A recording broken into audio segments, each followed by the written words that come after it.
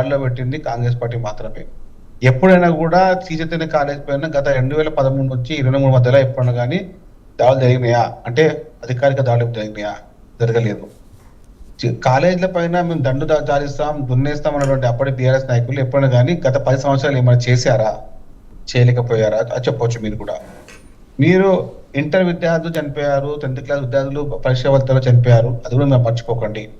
విద్యా కమిషన్ ఏర్పాటు చేస్తున్నాం, చేసి చూపించాము సంవత్సరం లోపే, అది మా ఘనత. గురుకుల పాఠశాలలో విద్యార్థులందరికీ కూడా మేము ప్రత్యక్షంగా మెసేజ్ పెంచాము, అది మీరు తెలుసుకోండి. ఇది కూడా కాంగ్రెస్ పార్టీ ఘనతే. ఏది చేసినా కూడా మీరు అంటున్నారు విద్యాశాఖ మంత్రి ముఖ్యమంత్రి కావడం వల్లనే కదా ఇంత పనులు ఇంత వేగంగా పరిగెత్తా ఉన్నాయి. ఆ విషయం ఎందుకు మర్చిపోతున్నారు? ఎవరు అయినా కూడా సపోజ్ మీరు మాట్లాడే విషయంలో కూడా స్పష్టత ఉన్నది, కానీ అందులో మీరు గ్రహించండి. గత 15 నెలల నుంచి గతంలో ఉన్న 10 సంవత్సరాలకి తేడా చూడండి. ఏ విధంగా విద్యా సంవత్సరం గాలిలో పడింది. ఎందుకు మాట్లాడుతున్నామంటే విద్య వైద్యం అనేది మన ఇంటికి అవసరమైన ప్రతి వ్యవస్థ. ఆ విద్యని వైద్యాన్ని ఇంటికి చేర్చిన ఉద్దేశంతో ముఖ్యమంత్రి రేవంత్ రెడ్డి గారు ప్రత్యక్ష ప్రణాళికతో ముందుకెళ్తున్నాము. ఏ విషయాన్ని కూడా అంటే కొంతమంది అంటున్నారు ఎమ్మెల్సీల వ్యవస్థ ఉంది, ఎమ్మెల్యేలు ఉన్నారు, ఎవరున్నా ప్రజలకు సంబంధించిన వ్యవహారంలో ఎవరున్నా కూడా వదిలే పద్ధతి అని చెప్పి ముఖ్యమంత్రి రేవంత్ రెడ్డి గారు ప్రత్యక్షంగా కాదు పరోక్షంగా కూడా చెప్పడం జరిగింది. ఏ విషయాన్ని కూడా చెప్పండి సార్, మీరు ఏ విషయం చెప్పాలనుకున్నా కూడా మేము మీకు తోడుగా నేరుగా అండగా ఉంటాము. కార్పొరేట్ వ్యవస్థని మోసిన ఏ వ్యక్తికి కూడా కాంగ్రెస్ పార్టీ అండగా ఉండబోదు. ఎందుకంటే మా యొక్క లక్ష్యం ఒకటే, ప్రతి పేదవాడి కుటుంబానికి 10 పేద కుటుంబానికి కూడా విద్యని ఉచితంగా ఇవ్వాలనే ఉద్దేశంతో మేము ముందుకు వెళ్తా ఉన్నాం. అది మా యొక్క ప్రణాళిక, అది మా భవిష్యత్ ప్రణాళిక. మిట్టి సాయి గారు, మీరు అనేక విషయాలు చెప్పారు. రేవంత్ రెడ్డి గారు ఒక కమిటీ వేస్తున్నారు, రివ్యూ చేస్తున్నారు, ఇవన్నీ శుభసూచకమే. కానీ ఒక్క విషయం మర్చిపోతున్నారు మీరు. సాక్షాత్తు ఇంటర్మీడియట్ బోర్డు సెక్రటరీ ఐఏఎస్ అధికారి ఏప్రిల్ అండ్ మే నెల సమ్మర్ వెకేషన్ అని చెప్పి, ఇక్కడ నాకు తెలిసి ఇంటెలిజెన్స్ రిపోర్ట్ కూడా మీడియాలో వచ్చిన కథనాలు సీఎం గారికి వెళతాయి. హైదరాబాదు నగరంలో సీఎం ఆఫీస్కి మన మీడియా ఛానల్కి ఉన్న దూరం మహా అయితే 2-3 కిలోమీటర్లు.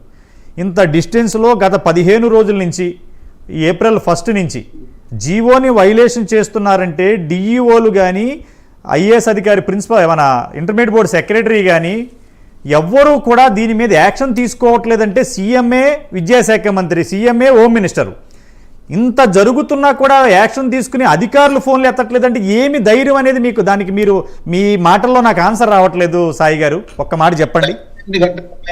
48 గంటల సమయం ఇవ్వండి డివి గారు. 48 గంటల సమయంలో మీకు స్పష్టంగా దీనిపైన పూర్తి అవగాహనతో మీకు సమాచారం ఇస్తాను.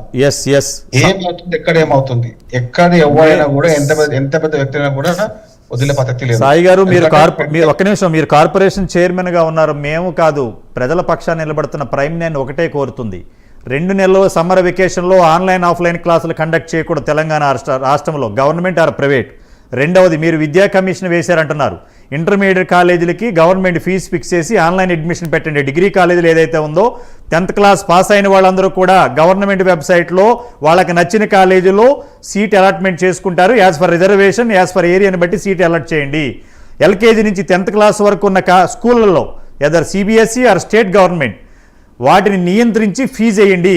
స్కూళ్ళల్లో కాలేజీల్లో పుస్తకాలు, పెన్నులు, షూలు ఇవన్నీ అమ్మటం నిషేధం అని పెట్టండి. ఇవి చాలు పబ్లిక్కి. ఇంకా మీరేమి అనుకోరు, మీరు ఏ రాజకీయాలైనా చేయండి.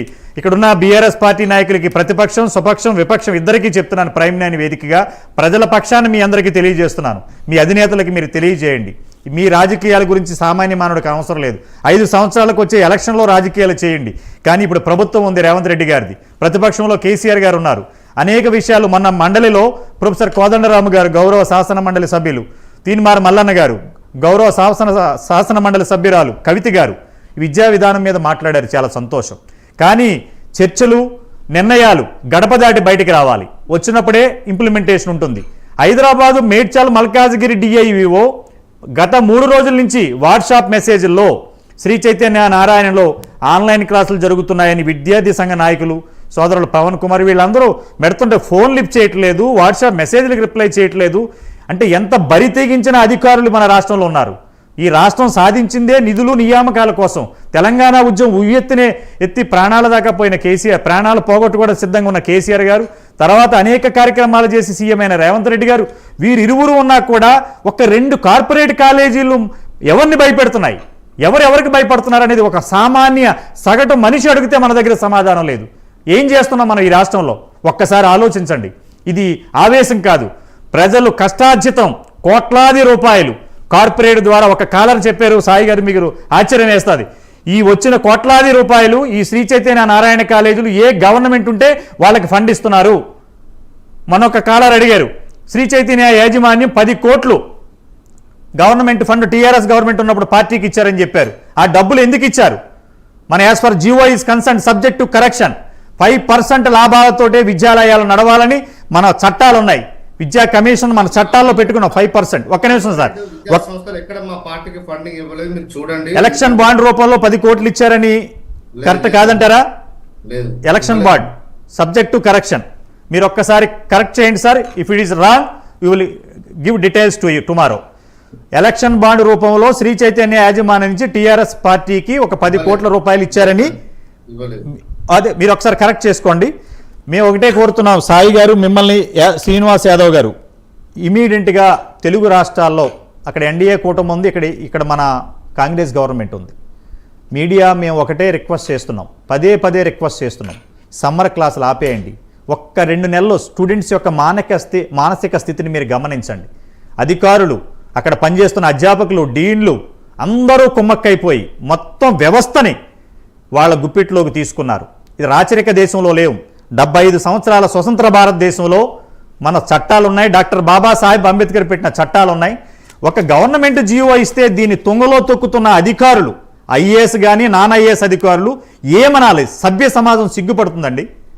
ప్రైమ్ 9 న్యూస్ ఎందుకు దీన్ని సీరియస్గా తీసుకుందంటే గత 9 నెలలుగా మొత్తం వ్యవస్థను మేము, మా యాజమాన్యం అనేక ఒడిదుడుకులు వచ్చినా కూడా మేము ముందుకు తీసుకెళ్తున్నాం.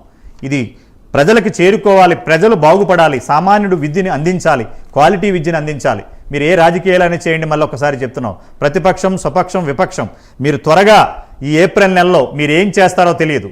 సామాన్య మానవుడికి న్యాయం చేయండి. విద్యని కొనుక్కోవద్దు, విద్యని అడుక్కోవద్దు. విద్య అనేది విద్యా హక్కు ఉంది మనకి. చదువుకు మీరెవరో కూడా కొన్ని కంట్రీల్లో +2 వరకు ఫ్రీ ఎడ్యుకేషన్ ఉంది, అలాగే హెల్త్లో మెడికల్ ఫ్రీ ఎడ్యుకేషన్ ఉంది. ఏమీ అడగట్లేదు మన రాష్ట్రాల్లో. మీరు ఫిక్స్ చేయండి సదుపాయాలను బట్టి, మాకు విముక్తిని కలిగించండి, మా పిల్లల్ని చచ్చిపోకుండా బతికించండి అని చేతులెట్టి మొక్కుకున్నారు, ఏడుస్తున్నారు, కన్నీళ్లు. హైదరాబాదు సైబరాబాద్ కమిషనరేట్లో, రాచకొండ కమిషనరేట్లో, సంగారెడ్డి కమిషనరేట్లో 8 మంది సూసైడ్ చేసుకుంటే ఇంతవరకు ఛార్జ్ షీట్ ఫైల్ చేయలేదు. ఎవరిది తప్పు? ప్రశ్నించే మీడియాది తప్ప, పరిపాలించే అధికారులు తప్ప, ప్రభుత్వాలది తప్ప? ఎందుకు ఛార్జ్ షీట్ ఫైల్ చేయలేదు? అదే తొక్కిసలాటలో గనక అయిపోతే అల్లు అర్జున్ గారిని తీసుకెళ్లి తెల్లారేటప్పటికి ఛార్జ్ షీట్ వేసి అరెస్ట్ చేసి జైల్లో పెట్టారు. సుప్రీంకోర్టు న్యాయమూర్తులు వచ్చి ఆర్గ్యుమెంట్ చేశారు. 8 మంది పిల్లలు చనిపోతే మన ప్రభుత్వాలకి పట్టదండి. దయచేసి ఆలోచించండి, నిర్ణయాలు త్వరగా తీసుకోమని ప్రైమ్ 9 వేదికగా 2 స్వపక్షం విపక్షాన్ని కోరుతున్నాం. చాలా ధన్యవాదాలు. హలో, ఒక్కసారి మళ్ళీ మీతో మాట్లాడతాను. ఒక కాలర్ రెడీగా ఉన్నారు. రామకృష్ణ గారు అచ్చంపేట నుంచి కాల్ చేస్తున్నారు. నమస్కారం అండి. ఈరోజు ప్రైమ్ 9 ఏదైతే ఇష్యూ తీసుకుందో చాలా మంచి ఇష్యూ సార్. నమస్కారం, చెప్పండి. అయితే ఈ కార్పొరేట్ విద్యా వ్యవస్థ కానీ లేదంటే ఈ హై స్కూల్ విద్యా వ్యవస్థ కానీ ఈరోజు మొత్తం కూడా ప్రైవేట్ లో వ్యాపారంగా మారింది. సో ఈ విద్యా వ్యవస్థను సమూల మార్పు చేయాలంటే ప్రభుత్వాలే ముందుకు రావాలి. ముఖ్యంగా ఈ కార్పొరేట్లు ప్రభుత్వంలో ఉండే నాయకులు కానీ లేదా గవర్నమెంట్ అధికారులు కానీ తెలియకుండా జరుగుతలేదు సార్. వీళ్ళు నిర్దాక్షిణ్యంగా పేద ప్రజల యొక్క ప్రాణాలను తీసుకుంటున్నారు. అది డబ్బులు పెట్టి అందరినీ మెయింటైన్ చేస్తూ. మాట్లాడండి, మీ వాయిస్ క్లారిటీ లేదు, కొంచెం గట్టిగా మాట్లాడండి. కాల్ కట్ అయింది.